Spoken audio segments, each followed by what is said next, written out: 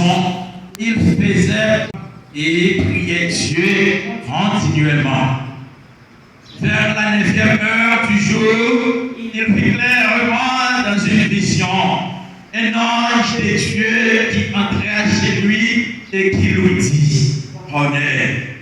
Les regards fixés sur lui et saisi d'effroi, il répondit: Qu'est-ce que c'est, Seigneur? Et l'ange lui dit: Tes prières et tes aumônes sont montées devant Dieu, et il s'en est souvenu. Envoie maintenant des hommes à Joppé et fais venir Simon, surnommé Pierre.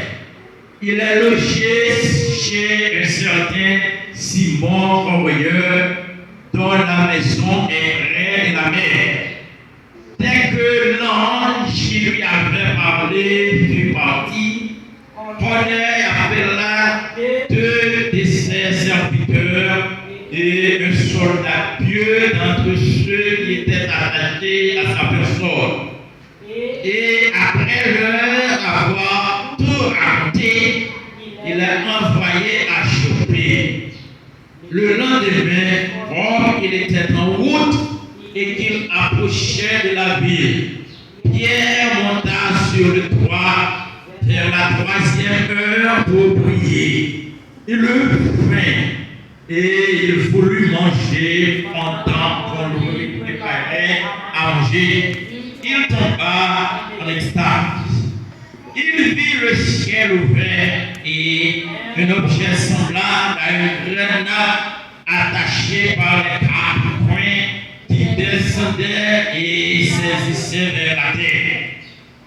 Et où se trouvaient les quadrupèdes et les reptiles de la terre et les oiseaux du ciel. Et une voix lui: Lève-toi, Pierre, tue et mange. Mais Pierre dit: Non, Seigneur, car je n'ai jamais mangé de souillé ni de peu. Et pour la seconde fois, la voix se fit encore entendre à lui: Ce que Dieu a déclaré pur, ne le regardez pas comme souillé. Cela arriva jusqu'à 3 fois. Et aussitôt après, l'objet fut retiré dans le ciel.